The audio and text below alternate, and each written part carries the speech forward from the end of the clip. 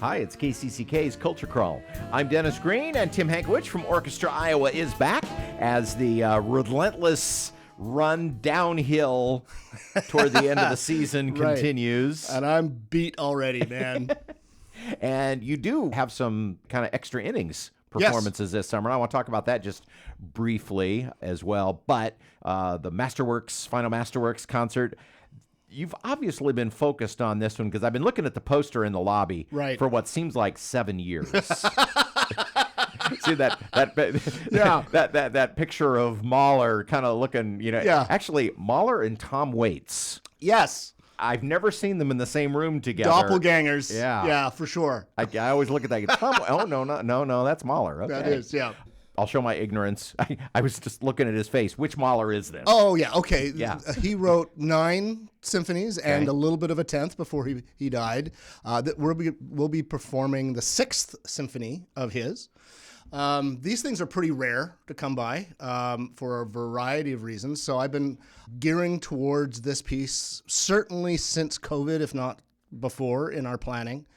It's probably the one and only time I'll get a chance to conduct it in my career. And so it's a really big deal for me personally, but it's also a really big deal for the musicians as well because they don't get a chance to play this music very often. And why is that? Why Mahler 6 is not something we hear very much? Well, for a couple of reasons. First of all, just in terms of expense, because it just requires an army on stage. It requires, 6 trumpets, 2 harps, quintuple winds, 5 oboes, 5 clarinets, 5 flutes. The thing is just absolutely massive. So in terms of just an economic enterprise, it's really hard to put on. But then it's also the difficulty of the material, because all orchestras measure themselves to this standard, to the music of Richard Strauss and Mahler, because it is so virtuosically orchestrated. You have to be really on top of your game. And so it's not just about the number of people on stage, it's about the number of highly skilled musicians on stage. And so from a musician's point of view, whenever they're asked to play Mahler, they will crawl on their hands and knees on broken glass from states away to get to play this music because it's so rare and so special. I was going to ask, is this the kind of thing that as a musician you look forward to or you dread? Oh, no. That's a great question. I think when the invitation comes, you look forward to it. When you have to start practicing it, you start to dread it. No, but it's such glorious music. And even the 4th bassoon player has something important to contribute to the piece. That is just how thorough an orchestrator Mahler is. And one of the reasons why he's not a household name, let's say like Beethoven, it's sort of a quirk of history, because at the turn of the 20th century, Mahler was really on top of the world. He was the first, if not one of the first music directors of the New York Philharmonic, as well as the Metropolitan Opera. He was also music director of the Vienna Opera. These were like the plum posts in the world at the time, and his side hustle was writing these amazing symphonies. That was just, a secondary thought for him. But being on top of the world and being famous did not keep him immune from extreme anti-Semitism that was on the rise in Europe at the time, that came to a head during the rise of the Third Reich. And so his music was always banned and shunned until the collapse of the Third Reich. And so here we are 50 years later from when he was alive, essentially, that it took people like Leonard Bernstein and others to champion his music. And now people are going, well, this is just the pinnacle. This is it.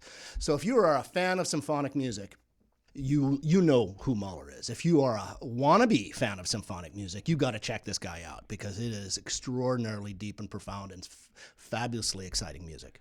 Mahler with a supersized orchestra to pull this off. And you told me off air that it also requires some different instrumentation. Yes.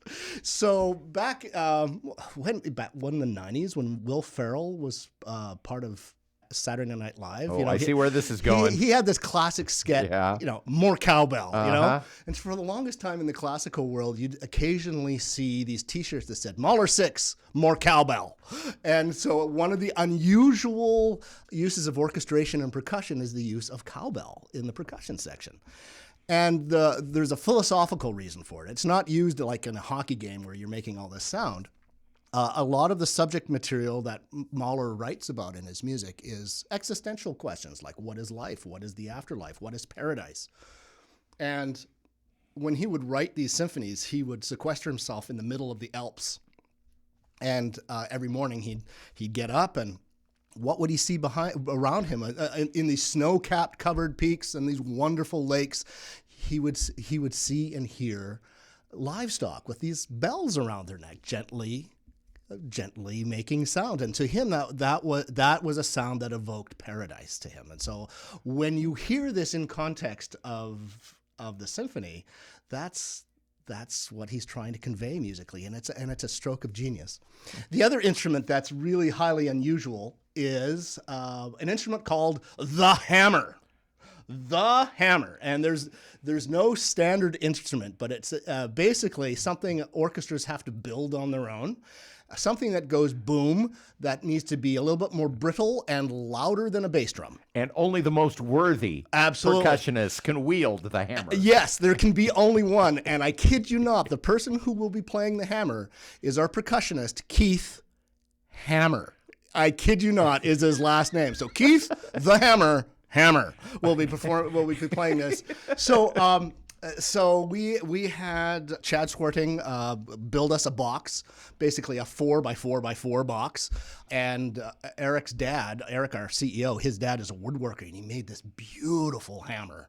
It's gigantic for us to hit this box with, and it makes just a toe curling sound. And to just show you how nerdy we are at Orchestra Iowa, if you ever get a chance to see this hammer up close, inlaid in wood on the hammer, it's our logo, Orchestra Iowa. And on the other side, it is Mjolnir, which is the name of Thor's hammer. Mm-hmm. So that's just what we're doing on stage. So you got this hammer to make a huge, big boom at these climactic moments, and you've got cowbell at these soft moments to depict paradise. This is not to be missed. So if sometimes you think that maybe symphonic music is not for you, this would be the one to go in and hear great musicians and stuff you're not going to see on stage very often. Right, and as my dad always said, never use force, just a bigger hammer. 2 opportunities to see this, Saturday and Sunday. Saturday at the Paramount and Sunday at Voxman Music Hall. On campus at the University of Iowa. Again, this is such a rarity, and I hope people take advantage of it because, as I said earlier, it's probably the only time I'm going to get a chance to conduct it in my 30-some-year career. And so that means this piece only comes around every 30 years or so. Before we go, really quick, although you'll come back closer to the event so that we can talk about this, but you've got a summer concert coming up in a new venue. We do, at the Hy-Vee Amphitheater in North Liberty. This is a really exciting moment for us. Everybody knows about Bruce Orchestra and how important that was as an event to galvanize sort of community spirit, and the fact that we can now do it at a venue in North Liberty to do the same throughout the corridor. This is the first of what I hope is many concerts outdoors there. And it'll be the music of John Williams. A lot of movie music. No video to go with it, but all the great hits like Jurassic Park and Star Wars and all and the like. So we'll talk about that as we get closer. But in the meantime, Mahler VI coming up to conclude the Masterworks series for Tim's 20th, and you're closing it off on something that's always been on your bucket list. Thank you for saying that. I had forgotten this is my 20th season, and the reason why it's on the 20th season was it's been a long season. I've since forgotten that I've been here for 20 years, but I mean, what a birthday to be able to do this piece. Because it seems like your 20th has been 20 years long. It's been a long year. Yep. artsiowa.com, orchestraiowa.org for tickets. Always looking forward to this one, and we'll see you back in a few weeks. Thanks much, Dennis. You can hear the Culture Crawl live on the radio most weekdays at 10:30, on demand at kcck.org/culture, or subscribe using your favorite podcast player. Watch our videos on the KCCK Facebook and YouTube channels. Our producer is Lydia Kilgore. The Culture Crawl theme is composed by Vivian Shanley. I'm Dennis Green, and I'll talk to you later.